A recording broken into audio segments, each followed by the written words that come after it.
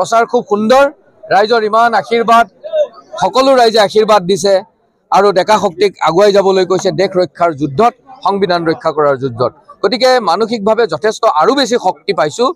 এতিয়াতো এইখন যুদ্ধ সংবিধান ৰক্ষা কৰাৰ যুদ্ধত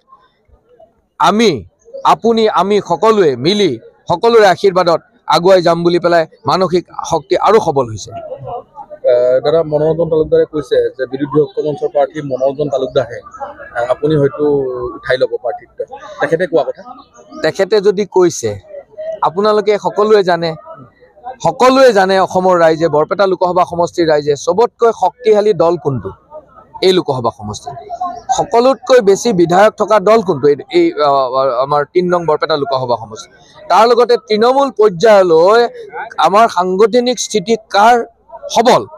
তাৰ লগতে যোৱাবাৰ নিৰ্বাচনত 21ৰ নিৰ্বাচনত বিধানসভাত সিপিএম নাছিলে শূন্য আছিলে সিপিএমৰটো এজনো বিধায়ক নাছিলে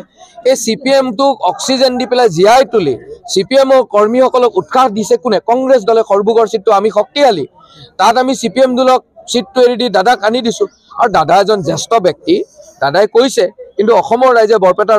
ৰাইজে বিচাৰিছে যে দাদা বিধানসভাত যি ধৰণে সৰব হৈ থাকে তেনেধৰণে অখিল গগৈৰ লগত দাদাই কংগ্ৰেছৰ বিধায়কৰ লগত অসমৰ কণ্ঠস্বৰ হৈ পেলাই বিধানসভাত অসমীয়া মানুহৰ হৈ কথা পাতক আৰু এজন ডেকা শক্তিক দিল্লীলৈ পঠাই দিয়ক আৰু আমাৰ বৰপেটা লোকসভা সমষ্টিৰ ৰাইজে কৈছে মুকেই বিধায়ক লাগিব আৰু মুকেই সাংসদো লাগিব এই কথাবিলাক অকল ক্ষমতাটোই সকলো নহয় দেশৰ স্বাৰ্থত দাদালৈ আমি আহ্বান কৰিছো যে মুখেৰে ক'লে নহব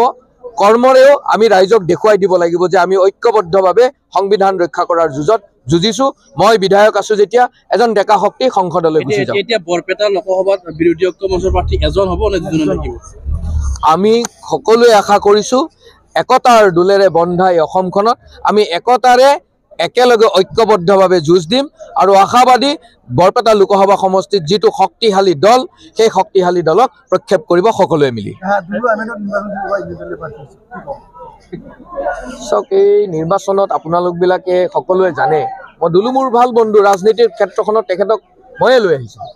গতিকে এতিয়া সংবিধান ৰক্ষা কৰাৰ যুঁজ মানুহে ভোট দিলে ইণ্ডিপেণ্ডেণ্ট এজন কেণ্ডিডেটক কিয় ভোট দিব মানুহে হয় ভোট দিব চৰকাৰৰ পক্ষত নহয় ভোট দিব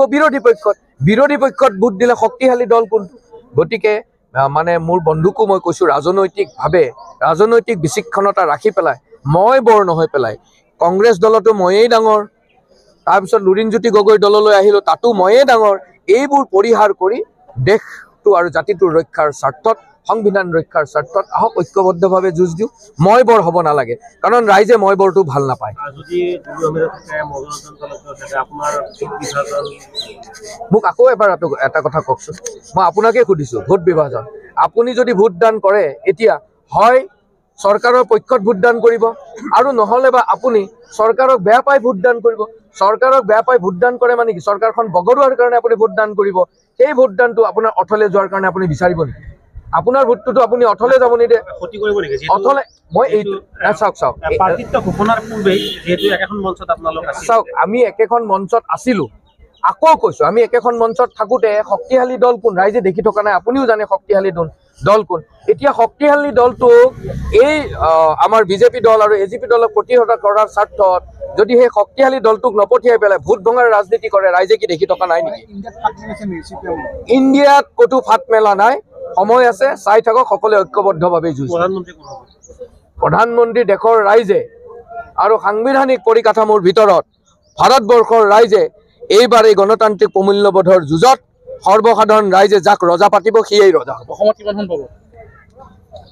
আকৌ কৈছোঁ চাওক বিজেপি আৰু এজিপি দলৰ নিচিনাকৈ